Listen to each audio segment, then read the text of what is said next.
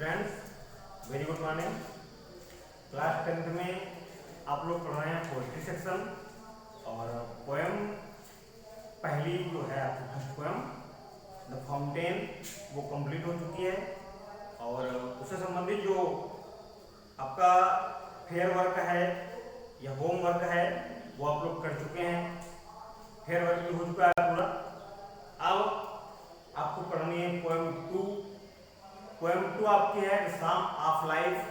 साम माने स्तुति गान, ऑफ लाइफ माने जीवन का, यानी जीवन का स्तुति गान आपकी दूसरी पोएम है SW लॉन्गफेलो की और पोएम का नाम है द साम ऑफ लाइफ अर्थात जीवन का स्तुति गान। तो इस पोएम में कवि जो है हमें जीवन के जो वास्तविक उद्देश्य हैं उनके बारे में बताता है और हमें ये संदेश देना चाहता है कि वास्तव में इस संसार में हमारे जन्म लेने का प्रयोजन क्या है, आखिर क्यों हमने इस संसार में जन्म लिया है और हमें किस प्रकार की धारणा के साथ, किस प्रकार की सोच के साथ संसार में आगे बढ़ना चाहिए, अपने कर्म करना चाहिए। तो ये कहना है कि संसार में मनुष्य का जन्म केवल इसलिए नहीं हुआ है कि वो अपना पेट भर ले और किंग कर्तव्य मूल होकर पड़ा रहे, आलस के अधीन होकर पड़ा रहे और उसे जो कुछ मिल जाए वो उतने से संतुष्ट हो जाए। ऐसा उद्देश्य जीवन का नहीं है कवि के अनुसार, बल्कि कवि के अनुसार जीवन का उद्देश्य ऐसा होना चाहिए कि हम निरंतर ज़्यादा से ज़्यादा प्रगति करने की कोशिश करें, ज़्यादा से ज़्यादा सफलता प्राप्त करने की कोशिश करें और कुछ ऐसा करें कि जिससे समाज में, हमारे क्षेत्र में, देश में आपके नाम का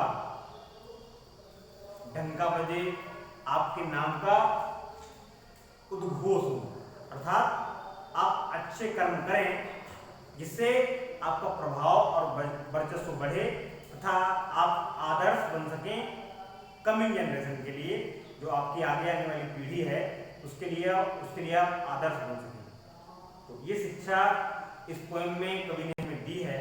कहने का मतलब ये है कि कवि कहना चाहता है कि जीवन इंसान को केवल इसलिए नहीं मिला है कि वो पेट भर ले और जो भी उसे मिल जाए उससे संतुष्ट होकर वो आराम से पड़ा रहे, बल्कि अपितु जीवन इसलिए संसार में इंसान को मिला है ताकि वो ज़्यादा से ज़्यादा प्रोग्रेस कर सके, समाज को, देश को, अपने क्षेत्र को नई ऊंचाइयों की ओर ले जा सके और जो आने वाली पीढ़ियां हैं उनके लिए एक मिसाल पैदा कर सके, एक मिसाल छोड़ सके ताकि आने वाली पीढ़ियां जो हैं उसे आदर्श समझकर उसके परिचयों पर चलें। तो स्टूडेंट यही ओरल समरी आप लोग अपनी बुक निकाल लें। पेज नंबर 76 पे आपकी पोएम दी है द साम ऑफ लाइफ और जीवन का स्तुति गान about the poet SW Longfellow इसके पोएट हैं और इसके बाद जो लिखा हुआ है central idea of the poem, इसकी हिंदी आप समझ लें one by one word to word. और उसके बाद आपकी पोएम जो है शुरुआती 2 स्टैंडर्ड बोर्ड पे लिखे गए हैं, इनको हम समझाएंगे। तो सेंट्रल आइडिया है पोएम का पेज नंबर 76 पे लिखा हुआ है human life is a beautiful gift of nature. Human माने मनुष्य का, लाइफ माने जीवन, इज माने है, ए ब्यूटीफुल माने एक बहुत सुंदर, गिफ्ट माने उपहार, ऑफ नेचर माने प्रकृति का। कवि के अनुसार मनुष्य का जीवन प्रकृति का एक बहुत ही सुंदर उपहार है। This is purposeful. दिस माने यह, लाइफ माने जीवन, इज माने है, पर्पसफुल माने उद्देश्यपूर्ण, अर्थात जीवन उद्देश्यपूर्ण है। We must work with utmost honesty to achieve highest standard and become the model of inspiration for coming generation. We माने हमें, मस्ट माने अवश्य ही करना चाहिए, वी मस्ट माने अवश्य ही, वर्क माने कार्य करना चाहिए, विद अटमोस्ट ऑनेस्टी माने अटमोस्ट माने पूरी, ऑनेस्टी माने ईमानदारी के साथ, टू अचीव माने प्राप्त करने के लिए, हाईएस्ट माने उच्चतम, स्टैंडर्ड माने स्तर, एंड बिकम माने हो जाएं, द मॉडल, मॉडल माने एक आदर्श, आप इंस्पायरेशन माने प्रेरणा के, फॉर कमिंग जनरेशन माने आने वाली पीढ़ियों के लिए। तो स्टूडेंट्स कवि कहता है we must work with utmost honesty to achieve highest standard, कि हमें उच्च स्तर को प्राप्त करने के लिए, अर्थात अपनी ऊंची या बड़ी प्रगति के लिए, ज्यादा प्रगति के लिए पूरी ईमानदारी के साथ मेहनत करनी चाहिए और इस बात के लिए प्रयास करना चाहिए कि हम कुछ ऐसा करें जिससे कि हम आने वाली पीढ़ी के लिए एक आदर्श प्रस्तुत कर सकें या उनके लिए एक आदर्श बन सकें। तो ये आपका सेंट्रल आइडिया है स्टूडेंट्स। और अब आपकी पोएम शुरू होती है। पोएम 4 स्टेंजाज में आपकी डिवाइड है, 4 स्टेंजाज है पोएम में। शुरुआती 2 स्टेंजाज आज की वीडियो में हम आपको पढ़ाएंगे। पहला स्टेंजा और दूसरा स्टेंजा आपके सामने बोर्ड पे लिखा हुआ है और आज इनके बारे में आपको समझाया जाएगा। इसके बाद नेक्स्ट वीडियो में जो बचे हुए स्टेंजाज हैं उनको हम आपको बोर्ड पे समझाएंगे। तो फिलहाल जो 2 स्टेंजाज बोर्ड पे लिखे गए हैं आप जानिए इनको और इनकी हिंदी हम बताते हैं आपको वर्ड टू वर्ड। तो पहला स्टेंजा है आपका, शुरू होता है, लिखा है लाइफ इज रियल। लाइफ माने जीवन, इज माने है, रियल माने वास्तविक। लाइफ माने जीवन, इज माने है, अर्नेस्ट माने होता है गंभीर। तो जीवन वास्तविक है, जीवन गंभीर है। कवि H.W. लॉन्गफेलो कहते हैं कि जीवन वास्तविक है और जीवन गंभीर है। And the grave is not its goal. And माने और, द ग्रेव माने कब्र, इज माने है, नॉट माने नहीं, इट्स माने इसकी और गोल माने लक्ष्य। कब्र इसकी लक्ष्य नहीं है, अर्थात मृत्यु ही केवल जीवन का लक्ष्य नहीं है। डस्ट दाउ आर्ट, डस्ट माने मिट्टी की, दाउ माने तुम सब, आर्ट माने कला हो, अर्थात तुम सब मिट्टी के बने हुए हो, अर्थात हमारा शरीर मिट्टी का बना हुआ है। To dust returnest, to dust माने मिट्टी में ही, रिटर्न नेस्ट माने मिल जाना है और आपको अंत में मिट्टी में ही मिल जाना है। कहने का मतलब यह है कि आप सब मिट्टी के ही बने हो, आपका शरीर मिट्टी का बना है और अंत में मृत्यु के बाद आप सबको मिट्टी में ही मिल जाना है। Was not spoken of the sound, लेकिन was not spoken माने नहीं बोला गया, आप द साउंड माने आत्मा के बारे में, लेकिन आत्मा के बारे में ऐसा नहीं बोला गया है। अर्थात शरीर तो नाशवान है, शरीर तो नष्ट हो जाता है मृत्यु के बाद, चाहे इसको जला दिया जाए, चाहे इसको कब्र में दफना दिया जाए या पानी में इसको बहा दिया जाए, हमारा शरीर तो नष्ट हो जाता है। लेकिन कवि कहता है was not spoken of the Saul, लेकिन ऐसा आत्मा के बारे में नहीं बोला गया है। अर्थात आत्मा के बारे में ऐसा नहीं है, वो अजर अमर है, आत्मा कभी भी समाप्त नहीं होती है, वो निरंतर लगातार वर्चस्व में रहती है और कभी समाप्त नहीं होती है। तो 4 लाइनें जो हैं इनको एक बार फिर रिपीट करते हैं। लिखा है life is real, life is earnest, जीवन वास्तविक है, जीवन गंभीर है। And the grave is not its goal, और मृत्यु ही जीवन का लक्ष्य नहीं है, अर्थात कब्र जीवन का लक्ष्य नहीं है। डस्ट दाउ आर्ट, आप सब मिट्टी की कला हो, अर्थात आप सब मिट्टी के बने हुए हो और मृत्यु के बाद आप सबको मिट्टी में ही मिल जाना है।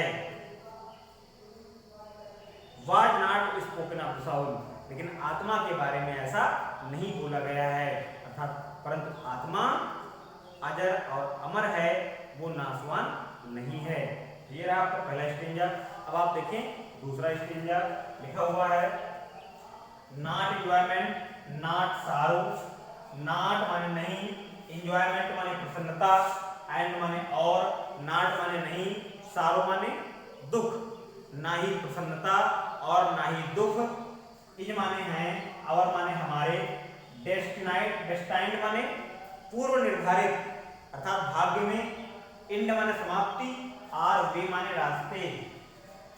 तो not enjoyment and not sorrow is our destined in our वे।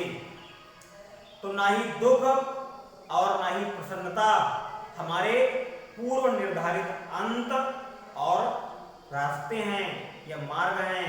अर्थात हमें जीवन में केवल सुख और दुख के पीछे नहीं भागना चाहिए, बल्कि एक निश्चित लक्ष्य अपने मन में बनाकर हमें उस लक्ष्य की प्राप्ति के लिए निरंतर संघर्ष करते रहना चाहिए। ना कि केवल दुख से परेशान होना चाहिए या सुख में जो है मदमस्त होना चाहिए, अर्थात सुख में हमें घमंड करना चाहिए। तो नॉट एंजॉयमेंट एंड नॉट सारो, तो ना ही प्रसन्नता और ना ही दुख हमारे भाग्य के पूर्व निर्धारित अंत और मार्ग हैं। बट टू एक्ट, लेकिन कार्य करना, लेकिन कर्म करना, दैट इज टुमारो, और ऐसा कर्म करना कि अगला आने वाला कल फाइंड्स अस फर्दर देन टुडे, आज से बेहतर हो। हर एक आने वाला कल आज से बेहतर हो।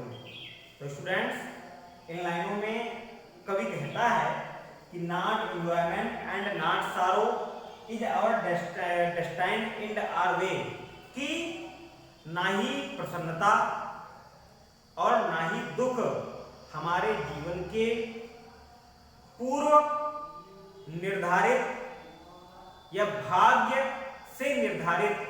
द्वारा निर्धारित अंत और मार्ग हैं। अर्थात हमें जीवन में केवल सुख और दुख के लिए विचार नहीं करना चाहिए, बल्कि विचार हमें करना चाहिए निरंतर संघर्ष करने के लिए। नॉट एंजॉयमेंट नॉट सारो, ना ही प्रसन्नता और ना ही दुख हमारे जीवन के पूर्व निर्धारित अंत यानी लक्ष्य और मार्ग हैं। बट टू एक्ट, लेकिन निरंतर संघर्ष करना, और ऐसा संघर्ष करना कि हम अपना प्रत्येक आने वाला कल आज से बेहतर पाएं, ही हमारे जीवन का परम लक्ष्य होना चाहिए। बट टू एक्ट, लेकिन संघर्ष करना, दैट इज टुमारो, कि प्रत्येक आने वाला कल, फाइंड्स अस फर्दर, हम अपने आप को बेहतर पाएं, देन टुडे, आज से। जीवन का लक्ष्य केवल सुख या दुख नहीं है, जीवन का लक्ष्य केवल सुख या दुख नहीं है, और ना ही कोई पूर्व निर्धारित अंत हमारा है, ना मार्ग है, बल्कि जीवन का लक्ष्य है निरंतर संघर्ष करना, और ऐसा संघर्ष करना कि प्रत्येक आने वाले कल में हम अपने आप को आज से बेहतर पाएं। तो स्टूडेंट्स, ये रहे आपके 2 स्टेंजाज, और पोएम 2 के द सम ऑफ लाइफ के जो बचे हुए 2 स्टेंजाज हैं इस पोएम के, उनको आपको हम कल समझाएंगे बोर्ड पे। फिलहाल आज की वीडियो में इतना ही, और यदि इन दोनों स्टेंजाज में कोई समस्या आपको आती है, कोई बात समझ में नहीं आई है, तो आप लोग कमेंट करके पूछ सकते हैं, आपकी समस्या को सॉल्व किया जाएगा। फिलहाल 2 स्टेंजाज जो हमने आपको समझाए हैं, आशा करते हैं कि आपको अच्छी प्रकार समझ में आए होंगे, और बच्चे में 2 स्टेंजाज आपको कल पढ़ा देंगे। और एक मैसेज आपके लिए देना चाहते हैं कि आप लोग जो पीछे पढ़ाए जा चुके हैं लेसन्स, उनको रिवाइज करते रहें रेगुलरली, क्योंकि regulation makes a man perfect, और आप जितनी ज़्यादा प्रैक्टिस करते रहेंगे, रिवीजन करते रहेंगे, आप उतना ही अच्छा कर पाएंगे बोर्ड परीक्षा में या अपने आगे कैरियर में। तो आप लोग खूब मेहनत करते रहें, मन से पढ़ते रहें, और जो भी काम दिया जा रहा है उसे करें। होमवर्क आपको सेंड कर दिया जाएगा, और आप लोगों की ढेर सारी शुभकामनाएं। Till then, bye bye.